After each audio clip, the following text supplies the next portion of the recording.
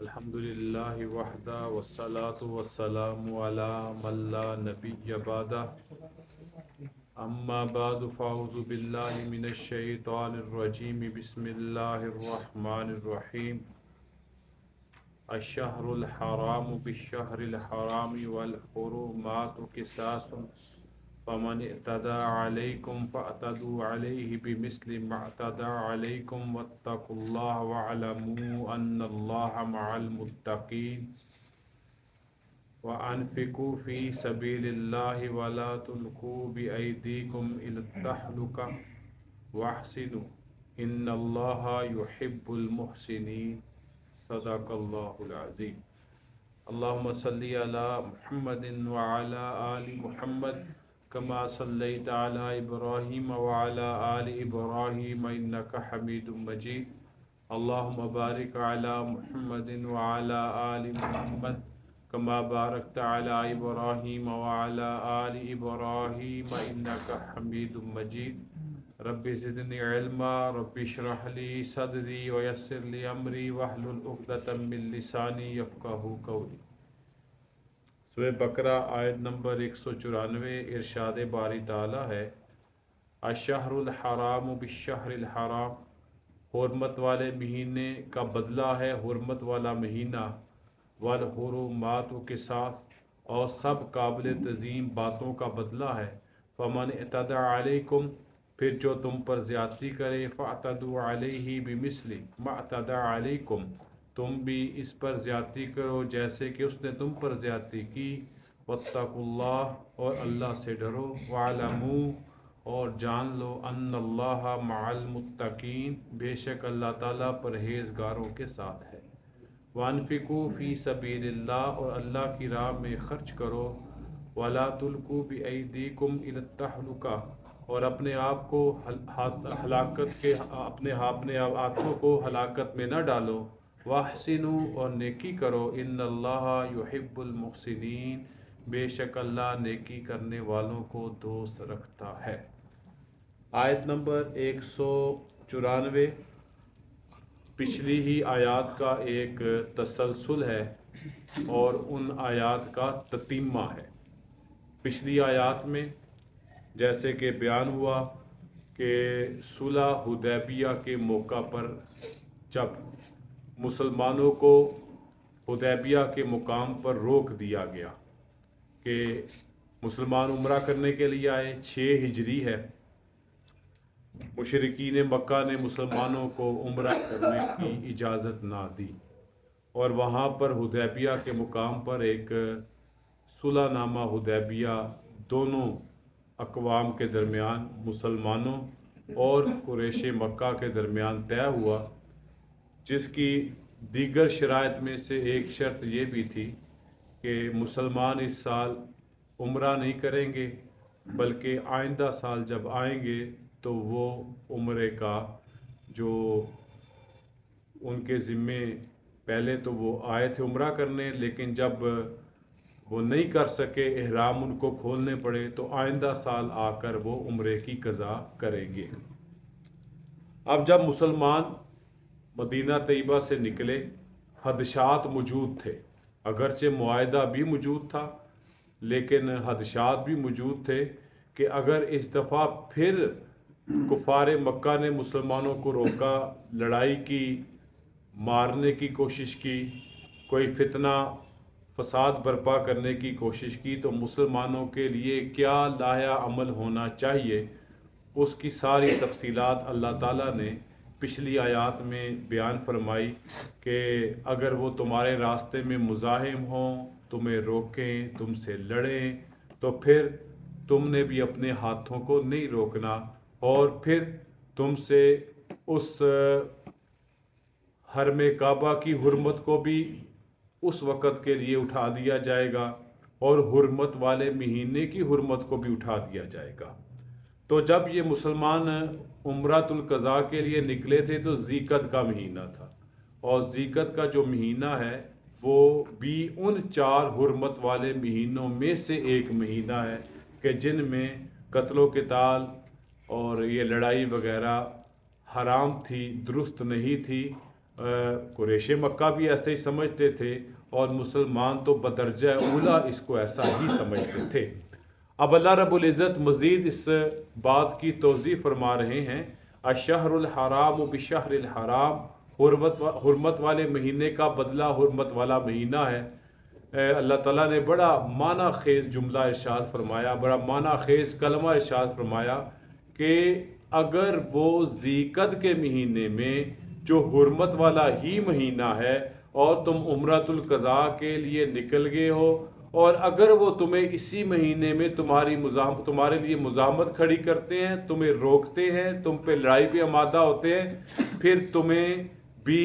اب رکنے کی ضرورت نہیں ہے۔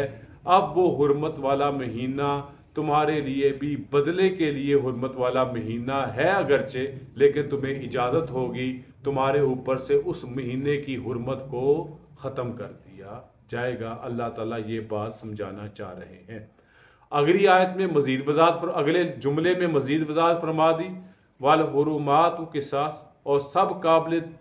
تعظیم باتوں کا بدلہ ہے۔ اب اس سے مفسرین مراد کیا لیتے ہیں؟ جیسے حرمت والا مہینہ ہے، حرمت والی جگہ ہے، اللہ کی مساجد حرمت والی ہیں، بیت اللہ حرمت والا ہے، قابل تعظیم ہے، وقت قابل تعظیم ہے، جگہ قابل تعظیم ہے، چیز قابل تعظیم ہے۔ اگر کوئی ان قابل تعظیم چیزوں کی تعظیم میں کوئی حرج کرے گا، کوئی فرق ڈالے گا، تو اس کا بھی بدلہ لیا جائے گا۔ والحرمات کے ساتھ سب قابل تعظیم باتوں کا بدلہ ہے۔ کوئی بیت اللہ کی حرمت کو پامال کرتا ہے، اس کا بدلہ ہوگا۔ جو شہر حرام کو حرمت والے مہینوں کے پامالی کرتا ہے، اس کا بھی بدلہ ہوگا۔ کوئی حرمت والی چیز کا بدلہ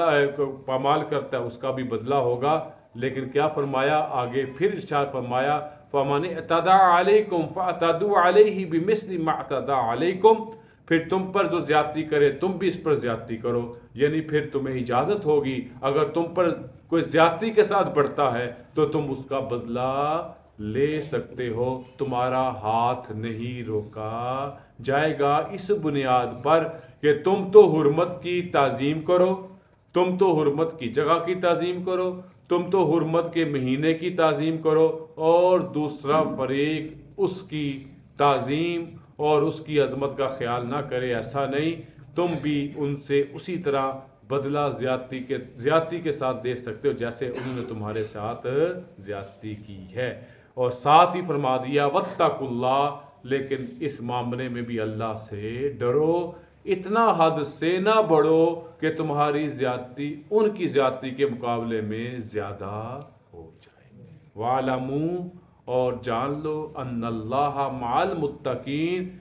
اللہ تعالیٰ پرہیزگاروں کے ساتھ ہے۔ مطلب کہ جب تک تم ان تعظیموں کی، ان حرمات کی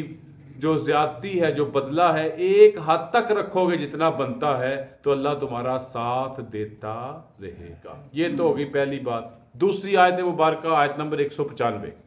ارشاد باری تعالیٰ ہے، وَانفِقُوا فِي سَبِيلِ اللَّهِ، اور اللہ کی راہ میں خرچ کرو، وَلَا تُلْقُوا بِأَيْدِيكُمْ إِلَى التَّهْلُكَةِ، اور اپنے آپ کو ہلاکت میں نہ ڈالو، وَأَحْسِنُوا، اور نیکی کرو۔ اب پہلے تو اس آیت مبارکہ کے حوالے سے ایک واقعہ، محاذ ہے قسطنطنیہ کا، اور قسطنطنیہ کے محاذ پر جہاد کرنے کی نبی علیہ السلام نے جنت کی بشارت فرمائی ہے۔ اس صحابہ کرام کے زمانے سے ہی حضرت امیر معاویہ کے زمانے میں خصوصی طور پر یہ سلسلہ یہاں پہ لشکر کشی کا شروع ہو چکا تھا، لیکن فتح نہیں مل رہی تھی، بڑی مضبوط قلعے تھے یہاں پر۔ اس محاذ پہ حضرت ابو ایوب انصاری شہید بھی ہوئے ہیں، اور یہیں پر، یہ ترکی کا جگہ ہے، وہیں پہ حضرت ابو ایوب انصاری رضی اللہ تعالیٰ عنہ کی قبر مبارک بھی ہے۔ اور حضرت ابو ایوب انصاری کا تعارف آپ بخوبی جانتے ہوں گے، یہ وہ صحابی رسول ہیں جب نبی علیہ السلام ہجرت فرما کر مدینہ طیبہ تشریف لائے تھے تو حضور اکرم صلی اللہ علیہ وسلم انہی کے گھر میں رہائش پذیر ہوئے تھے جب تک مسجد نبوی کے ساتھ مکانات یا حجروں کی تعمیر نہیں ہوئی تھی۔ اور پھر یہ بھی اللہ کا بڑا ایک کرم تھا اور ایک سلسلہ تھا کہ کہ یہ جو گھر تعمیر، یہ جس گھر میں حضور صلی اللہ علیہ وسلم ٹھہرے تھے نا، یہ گھر طبہ بادشاہ نے آج سے 400 سال پہلے، نبی علیہ السلام کے زمانے سے 400 سال پہلے نبی علیہ السلام کے لیے ہی تعمیر کروایا تھا۔ یہ واقعہ جیسے کہ سیرت مصطفیٰ میں حضرت کاندھلوی رحمہ اللہ تعالیٰ نے اس کو نقل کیا ہے کہ یہ طبہ بادشاہ یہاں سے اپنے لشکر سے ساتھ گزر رہا تھا، اور اس لشکر میں 400 علماء بھی تھے۔ جب وہ اس علاقے سے، مدینہ طیبہ کے علاقے سے گزرے تو انہوں نے بادشاہ طبہ سے گزارش کی کہ ہم یہاں پر نبی آخر الزماں کے شہر کی خوشبو محسوس کر رہے ہیں، اور ہمیں جو نشانیاں ہیں تورات وغیرہ میں یہاں معلوم ہو رہی ہیں، ہم یہیں پہ بسنا چاہتے ہیں تاکہ ہم وہ جب آئیں تو ان پر ایمان لے آئیں۔ طبہ بادشاہ اچھا بادشاہ تھا، اس نے ان 400 علماء کے مکانات تعمیر کروائے اور کہا بھی تم بھی یہاں پہ رہائش پذیر ہو، اور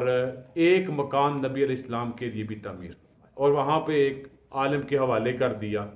اور ایک خط بھی حوالے کر دیا کہ یہ خط جب وہ نبی آئیں تو ان کو پیش کر دینا، اور نسل در نسل وہ خط چلتا رہا، اور حضرت ابو ایوب انصاری رضی اللہ تعالیٰ عنہ وہی ان علماء کی اولاد میں سے ایک تھے جن کے پاس یہ گھر تھا، اور نبی علیہ السلام وہیں پہ ابتداءً ٹھہرے تھے۔ اور حضرت ابو ایوب انصاری، اب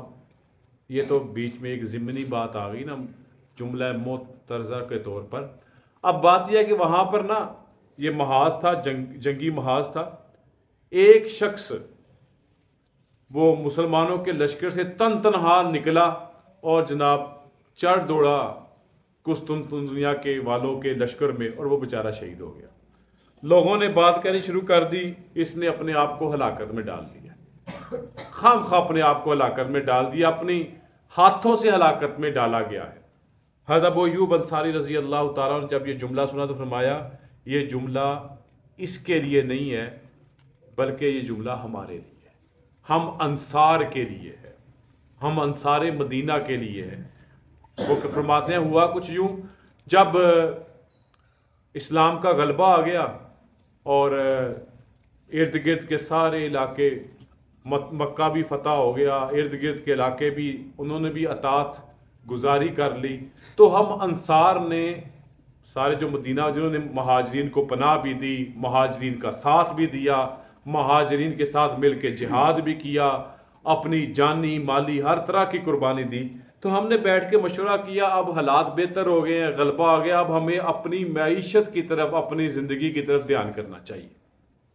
اب ہمیں اپنے حالات کو سنوارنا چاہیے، اب سب کچھ ٹھیک ہو گیا، اسلام بھی غالب آ گیا ہے، حالات بھی درست ہو گئے ہیں، اولین دشمن قریش مکہ بھی قابو میں ہیں، اکثر ان میں اسلام ہی لا چکے ہیں، ارد گرد کے علاقے بھی مطیع ہو چکے ہیں، اب کیا بس ٹھیک ہے۔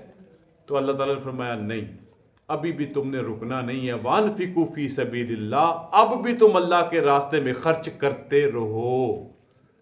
یہاں تک انہیں فرمایا کہ اس آیت میں ہمیں سمجھایا گیا اب بھی تم اللہ کے راستے میں جہاد سے مت رکو، چاہے جتنا مرضی غلبہ آ گیا ہے، جتنا مرضی ہم نے جو ارد گرد کے آبادیاں اور بستیاں اور علاقے اور اقوام اور قبیلے مطیع ہو گئے ہیں، تم نے اللہ کے راستے میں نکلنے سے بھی نہیں رکنا اور اللہ کے راستے میں خرچ کرنے سے بھی رکنا۔ اگر تم ایسا رک جاؤ گے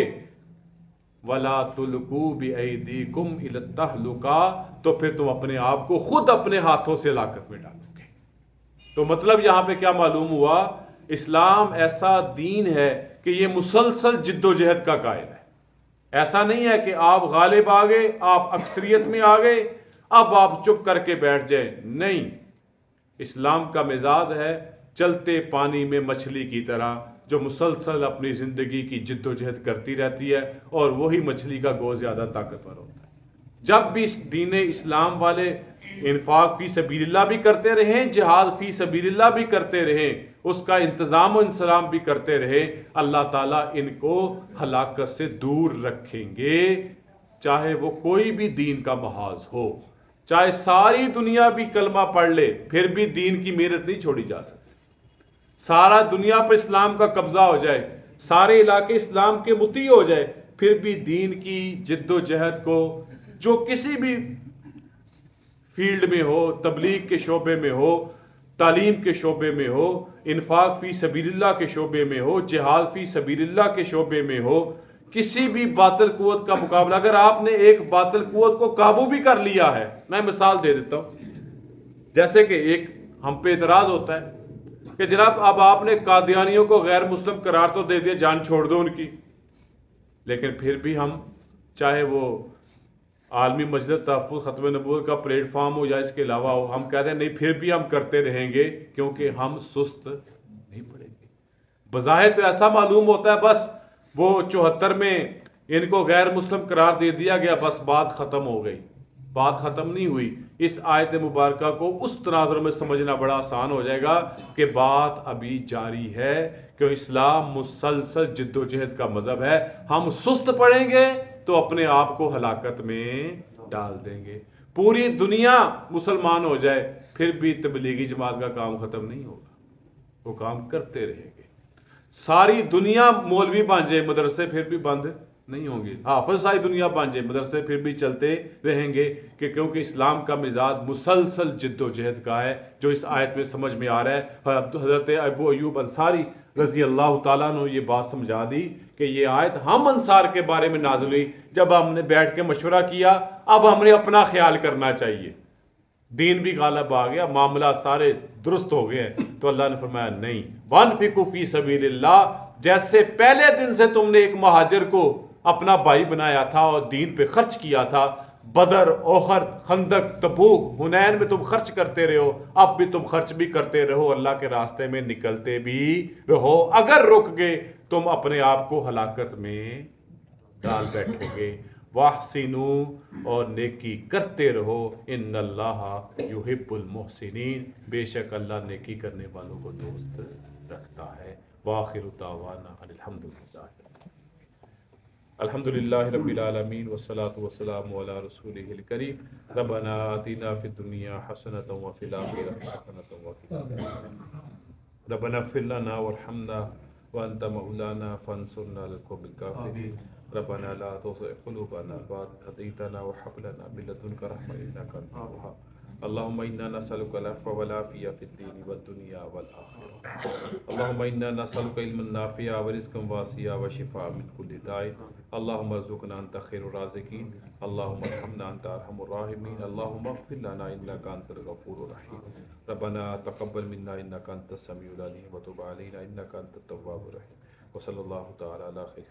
محمد وعلى آله وأصحابه أجمعين برحمته۔